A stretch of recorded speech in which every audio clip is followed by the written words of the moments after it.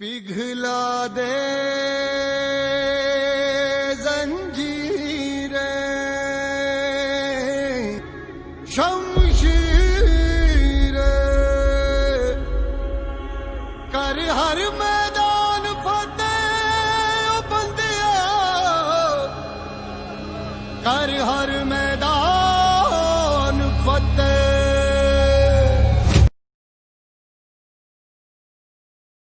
Students, today we are going to discuss about density. बच्चों periodic table में आज हम डेंसिटी का रोल बताएंगे। जैसा कि आप जानते हैं डेंसिटी जो होता है मास अपॉन वॉल्यूम होता है, मास पर डिपेंड करता है मेनली और वॉल्यूम के इनवर्सली प्रोपोर्शनल होता है। देखिए डेंसिटी क्या होती है, density increases down the group. अब पीरियोडिक टेबल में ये दिस इज पीरियोडिक टेबल, इसमें हम आएंगे ग्रुप में तो डाउन द ग्रुप क्या होगा, इंक्रीज होगा। क्यों होगा, यहां पर रीजन लिखा हुआ है, due to increase in mass. Okay, mass होगा, जानते हैं आप ऑलरेडी। डेंसिटी इक्वल टू क्या होता है, mass upon volume. This is ये डायरेक्टली प्रोपोर्शनल है, वॉल्यूम इनवर्सली प्रोपोर्शनल है। ओके, तो density increases down the group due to increase in mass. अब देखिए जैसा कि आप जानते हैं पीरियोडिक टेबल में डेंसिटी की स्टोरी जानने के लिए हमें दोनों कंडीशन को, मींस पीरियोडिक टेबल में from left to right and top to bottom, हर कैरेक्टर को हमें इसमें समझना पड़ेगा। क्योंकि आप जानते हैं दो तरह के कैरेक्टरिस्टिक्स हैं। जब हम टॉप टू बॉटम आते हैं तो नंबर ऑफ इलेक्ट्रॉन बढ़ते हैं, नंबर ऑफ सेल बढ़ते हैं, एटॉमिक साइज बड़ा होता है। ओके, और जैसे ही हम लेफ्ट टू राइट चलते हैं तो न्यूक्लियर चार्ज बढ़ने के कारण एटॉमिक रेडियाई उनकी छोटी होती है। ओके, तो हर density is also a major character in the periodic table. Density भी एक बहुत बड़ा रोल प्ले करता है। ओके, देखिए पीरियड में क्या है, डेंसिटी फर्स्ट इंक्रीजेस। ओके, कैसे, जैसा कि आप जानते हैं ये होता है आपको पीरियोडिक टेबल, ये एस ब्लॉक, ये पी ब्लॉक और ये डी ब्लॉक। ये एस ब्लॉक से पी ब्लॉक तक बढ़ता है, लिखा है density first increases from S block to D block. S block से डी ब्लॉक तक ये बढ़ता है एंड देन डिक्रीजेस। उसके बाद पहले ये इंक्रीज होता है और फिर जब डी से पी में एंट्री करता है तो ये क्या होता है, डिक्रीज होता है। ओके, ये ध्यान रखिए। इसका मतलब जब हम ये आप पीरियड में देखिए एस से डी में जाएगा तो इंक्रीज करेगा, पी में जाएगा तो ये क्या करेगा, डिक्रीज करेगा। अब बच्चों हमने ग्रुप में क्या पढ़ा है, ग्रुप में पढ़ा है इंक्रीज करता है। अब देखिए यहां पर एक बहुत ही इंपॉर्टेंट क्वेश्चन है और मैं तो ये कहता हूं जो यदि आप इंजीनियरिंग या मेडिकल के एंट्रेंस की तैयारी कर रहे हैं बच्चों, तो ये आप मान के चलिएगा ये एक ऑलरेडी डायरेक्टली एक क्वेश्चन है, डायरेक्टली क्वेश्चन है। ओके, तो इस बात को आप ध्यान रखिएगा। देखिए ग्रुप फर्स्ट में lithium, sodium, potassium, rubidium, beryllium, ये ग्रुप सेकेंड की बात है, बेरिलियम, मैग्नीशियम, कैल्शियम, एस्ट्रोनशियम। ओके, अब देखिए सोडियम और मैग्नीशियम का डेंसिटी पोटेशियम और कैल्शियम से क्या होना चाहिए, क्या होना चाहिए बच्चों, रूल के हिसाब से, इस रूल के हिसाब से छोटा होना चाहिए। नहीं, क्योंकि सोडियम का डेंसिटी पोटेशियम का ज्यादा होना चाहिए, मैग्नीशियम का कैल्शियम से ज्यादा होना चाहिए, सोडियम का पोटेशियम से कम होना चाहिए। मतलब टॉप टू बॉटम पोटेशियम का डेंसिटी सोडियम से ज्यादा होना चाहिए, कैल्शियम का डेंसिटी मैग्नीशियम से ज्यादा होना चाहिए। ये मैं नहीं कह रहा, ये क्या कह रहा है, पीरियोडिक टेबल के रूल्स कह रहे हैं, जो density increases down the group. Okay, लेकिन देखिए बच्चों यहां पर ये एक्सेप्शन है, सोडियम एंड मैग्नीशियम, यानी ये फर्स्ट ग्रुप और ये सेकेंड ग्रुप, इन दोनों ग्रुप के एलिमेंट है, बहुत ही इंपॉर्टेंट एलिमेंट है। इनकी जो डेंसिटी होती है वो बड़ी होती है अपने ही ग्रुप के पोटेशियम से और कैल्शियम से। इसका रीजन क्या है, रीजन ये होती है, आप देखिए जो पोटेशियम की हम बात करें 2881, हम कैल्शियम की पोटेशियम की बात करें, कैल्शियम की बात करें 2882, am I right? ये 19 और ये 20, जबकि थर्ड में 18 आना चाहिए। इनकी होल्डिंग का पद यहाँ पर लिखा है due to empty orbitals atomic volume increases. बच्चों रूल के हिसाब से यहाँ पर कितना होना चाहिए था, 18 होना चाहिए था, लेकिन इसको होल्ड नहीं कर सकती है ऑर्बिटल, देयरफॉर एम्प्टी है due to empty orbital increases, atomic volume increases. और जैसे ही ऑर्बिटल एम्प्टी होगी एटॉमिक वॉल्यूम इंक्रीज करेगा।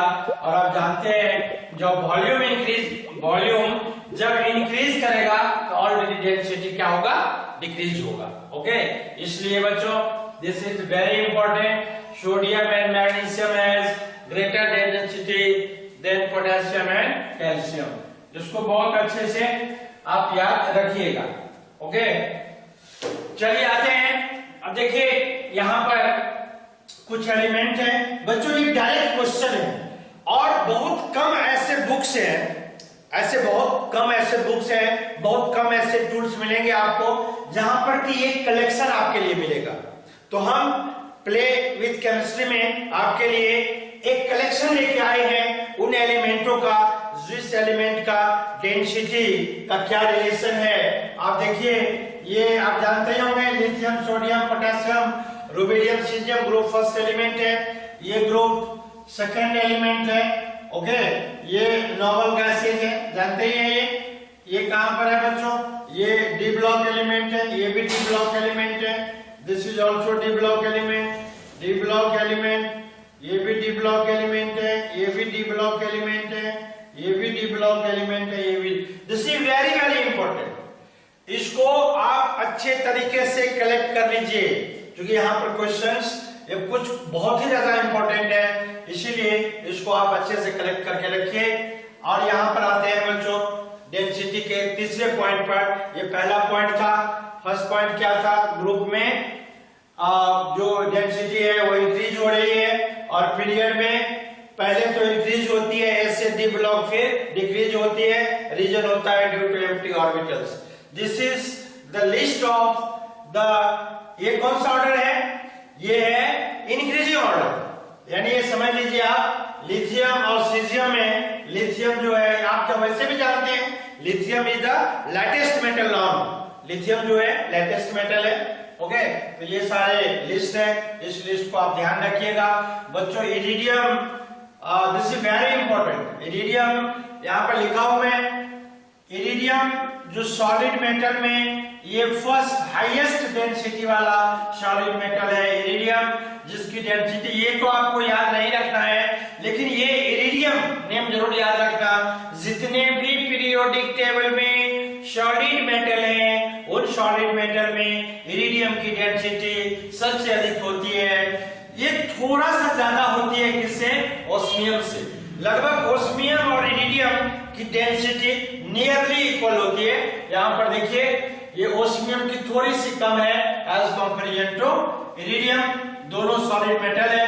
और जो अलाउड लिक्विड मेटल है मर्क्यूरी, जिसकी डेंसिटी जो होती है इनसे कम होती है।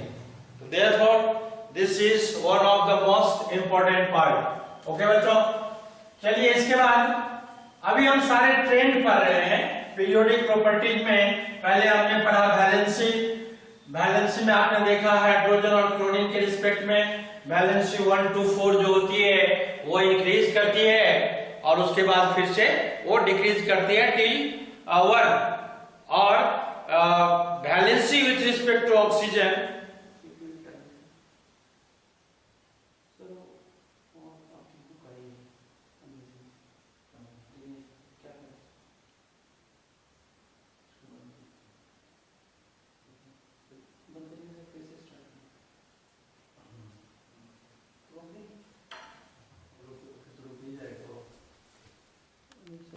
चलाना पड़ेगा। ठीक है, आ जाइए, शुरू करते हैं। देखो बच्चों, अब डेंसिटी के बाद हम चर्चा करते हैं melting point and boiling point. देखिए this is one of the major part, ये भी एक इंपॉर्टेंट पार्ट है। ओके, देखिए इन पीरियड में मेल्टिंग पॉइंट बॉइलिंग पॉइंट का क्या रोल है। पीरियड में लेफ्ट टू राइट आप जानते हैं, बॉइलिंग पॉइंट है मेल्टिंग पॉइंट जो होता है पहले इंक्रीज होता है उसके बाद डिक्रीज होता है। Okay, left to right. Okay, देखिए अल्कली मेटल के जो बॉइलिंग पॉइंट होते हैं वो लो होते हैं क्योंकि उनकी जो स्ट्रक्चर होती है वो BCC, okay, body centre cubic, BCC का फुल फॉर्म है ये। वैसे सॉलिड स्टेट में हम पढ़ते हैं बॉडी सेंटर क्यूबिक है ये। ओके, अल्कली मेटल के बॉइलिंग पॉइंट लो होते हैं। अल्कली मेटल में कौन सा है, lithium, sodium, potassium, rubidium, caesium, ये सारे अल्कली मेटल है। ओके, और देखिए transition metal face centred cubic crystal structure. Okay, तो इसकी जो बॉइलिंग पॉइंट और मेल्टिंग पॉइंट होती है वो जो होती है हाई होती है। ओके, हैवी मेटल्स होते हैं, वैसे भी पहले भी हम पढ़ा चुके हैं आपको। इनर्ट गैस की मेल्टिंग पॉइंट बिल्कुल कम होती है। क्यों कम होती है बच्चों, क्योंकि इनके जो वैंडरवाल, इनमें जो फोर्स होता है वो होता है वैंडरवाल फोर्स, एंड वैंडरवाल फोर्स जो होते हैं वो वीक फोर्स होता है। देयरफॉर इनर्ट गैस है lowest boiling point and melting point. ये जो है बच्चों, ये जो मैंने पॉइंट वाइज लिखा है, this is itself a question for entrance examinations. ये अपने आप में ही क्वेश्चन है। देखिए टंगस्टन, W जिसके सिंबल, टंगस्टन जानते हैं, इलेक्ट्रिक बल्ब के जो फिलामेंट होते हैं वो टंगस्टन से बनाए जाते हैं, क्योंकि उनकी जो मेल्टिंग पॉइंट जो होती है वो बहुत हाई होती है। देखिए यहाँ पर टंगस्टन है, maximum melting point 3410 degree Celsius. बच्चों एक लिक्विड मेटल जो मर्क्यूरी है उसका मेल्टिंग पॉइंट बहुत लो होता है, बहुत ही लो, -38 degree Celsius. Carbon non metal है, बट डायमंड के फॉर्म में, कार्बन याद रखिए वैसे भी हार्डेस्ट जो नॉन मटेरियल है उसको हम डायमंड को ही मानते हैं। ओके, तो कार्बन अब जानते हैं डायमंड के फॉर्म में भी होते हैं, ग्रेफाइट में भी होते हैं, फ्लोरीन में भी होते हैं, लेकिन कार्बन यदि डायमंड के फॉर्म में है तो उनकी जो मेल्टिंग पॉइंट होगी बहुत ही हाई होगी। ये नियरली टंगस्टन के इक्वल है। ओके, हीलियम जैसा कि आप जानते हैं सबसे लाइटेस्ट मेटल है, उसकी लोएस्ट मेल्टिंग पॉइंट है माइनस में -270 degree Celsius. Students, this is itself each point is already questions for entrance examinations. अब चलिए ग्रुप में हमने पीरियड में देखा। ओके, पीरियड में देखा, आपने क्या देखा, पहले लेफ्ट टू राइट जो होती है बीपी एमपी बढ़ती है, और फिर वो, क्योंकि आपको याद है ना बच्चों इसमें डेंसिटी का भी बहुत बड़ा रोल है। पीछे ही हम डेंसिटी पढ़ रहे हैं, क्योंकि डेंसिटी का इंक्रीज होना और डेंसिटी का डिक्रीज होना भी मेल्टिंग पॉइंट और बॉइलिंग पॉइंट को कहीं न कहीं क्या करता है, इफेक्ट करता है। ओके, तो यहाँ पर आप देख लिया, सेपरेटली कुछ हमने एलिमेंट भी लिया। अब देखिए इन ग्रुप, अब ग्रुप में जो एस ब्लॉक एलिमेंट है, ग्रुप में मतलब ये देखिए ये है पीरियोडिक आपका टेबल, इसमें हम टॉप टू बॉटम आएंगे ग्रुप में। तो बॉइलिंग पॉइंट और मेल्टिंग पॉइंट ये दोनों जो होता है वो क्या होता है, डिक्रीज होता है। देखिए लिथियम, सोडियम, सीजियम, फ्रांसियम, आप जानते हैं ये दोनों सॉलिड हैं और ये जो है ये लिक्विड है। ओके, अब देखिए इन डी ब्लॉक एलिमेंट में एमपी और पीपी जब नीचे आते हैं तो बढ़ता है। क्यों बढ़ता है बच्चों, ड्यू टू लेंथेनॉइड कॉन्ट्रैक्शन।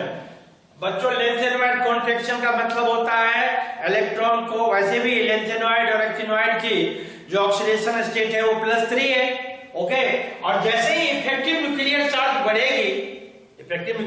बढ़ेगी तो बॉन्डिंग क्या हो जाएगा, छोटा हो जाएगा, और बॉन्ड क्या हो जाएगा, बहुत ही स्ट्रॉन्गर हो जाएगा। नहीं, जैसे जैसे न्यूक्लियर चार्ज बढ़ेंगे तो एटॉमिक साइज जो है वो छोटा होता जाएगा, और जैसे जैसे साइज छोटे होते जाएंगे तो उनके बॉन्ड जो है, उनके बीच में जो लगने वाले फोर्स है वो बहुत ही स्ट्रॉन्गर हो जाएगा, और इस तरह से आप देख रहे हैं बॉन्ड एनर्जी भी उनकी इंक्रीज कर जाएगी। यही इसका रीजन है, लेंथेनॉइड कॉन्ट्रैक्शन के कारण डी ब्लॉक एलिमेंट के बीपी और एमपी बॉइलिंग पॉइंट और मेल्टिंग पॉइंट नीचे आते हैं तो इंक्रीज होते हैं। अब देखिए यहाँ पर थर्ड है, यहाँ पर देखिए बच्चों हम डी ब्लॉक कर रहे हैं ना, अभी डी ब्लॉक कर रहे हैं। ओके, डी ब्लॉक में नीचे आए तो क्या हुआ, इंक्रीज हुआ। क्यों इंक्रीज हुआ, due to less than and contraction.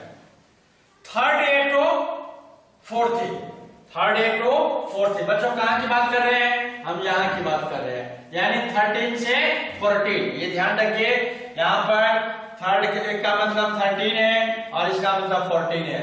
Boiling point and melting point decreases zone, देखिए उल्टा हो गया। यहाँ पर क्या हो रहा था, जो यहाँ पर डी ब्लॉक में क्या हो रहा था, ड्रॉप डाउन आ रहे थे तो क्या कर रही थी, इंक्रीज कर रही थी। जब हम पी ब्लॉक में, हम एस ब्लॉक में जान गए, हम डी ब्लॉक में जान गए, पी ब्लॉक में 13 और 14 में बॉइलिंग पॉइंट और मेल्टिंग पॉइंट जैसे ही हम नीचे आते हैं तो डिक्रीज होती है, और फिर 15 से लेके 18 तक ये इंक्रीज होती है। ओके, ऐसा क्यों होता है बच्चों, ये बताता हूं। ऐसा इसलिए होता है, जो हम जानते हैं, जो इसमें वैंडरवाल फोर्स जितना इफेक्टिव होगा वो उतना उस पर डिपेंड, किस पर डिपेंड करेगा, मॉलिक्यूलर मास पर। यानी एटॉमिक और मॉलिक्यूलर वेट जो होता है वो डायरेक्टली प्रोपोर्शनल होता है किसके, वैंडरवाल फोर्स के। जैसे जैसे मास बढ़ती जाएगी तो वैंडरवाल फोर्स जो है वहां पर वो एक्टिव होता जाएगा, और जिसके कारण वो क्या करेगा, एमपी और पीपी को बढ़ाएगा। अब देखिए मोनो एटॉमिक मॉलिक्यूल्स और डाई एटॉमिक। मोनो एटॉमिक बोले तो जैसे मान लीजिए हीलियम है, नियॉन है, आर्गन है, क्रिप्टॉन है, ये सभी क्या है, ये मोनो एटॉमिक है, उसी में स्टेबल है ये।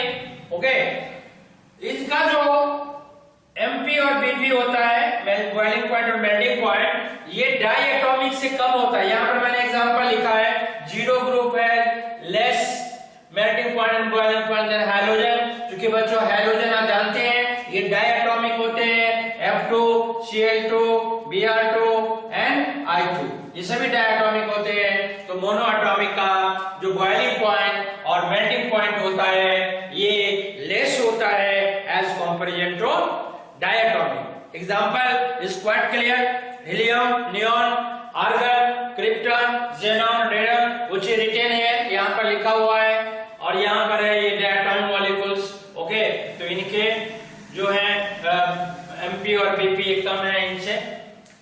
अब हमने यहाँ पर कुछ एलिमेंट का सिलेक्शन किया है, और it is itself A question, ये अपने आप में एक क्वेश्चन है बच्चों। देखिए ये किस ग्रुप की बात है, फर्स्ट ग्रुप की, लिथियम, सोडियम, पोटेशियम, सीजियम।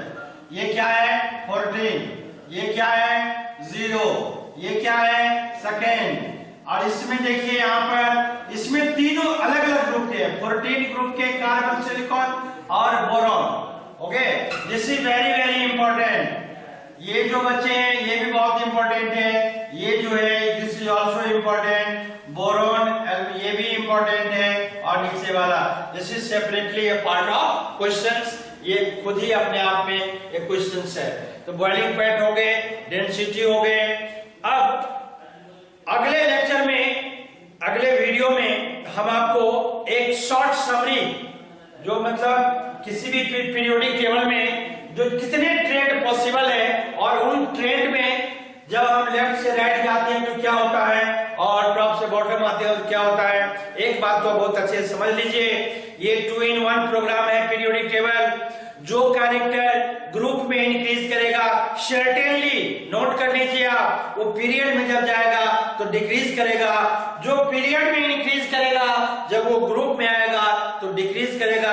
दोनों एक दूसरे का उल्टा होता है, क्योंकि आप जानते हैं जब हम टॉप टू बॉटम होते हैं तो इफेक्ट न्यूक्लियर चार्ज बढ़ती है, साइज बड़े होते हैं, सेल जुड़ते हैं। लेकिन जब हम लेफ्ट से राइट जाते हैं तो वहां पर न्यूक्लियर चार्ज बढ़ने के कारण क्या होती है, साइज छोटा हो जाता है, जिसके कारण जो कैरेक्टर ग्रुप के होते हैं वो कैरेक्टर पीरियड में नहीं होते। Okay, take care, have a great day.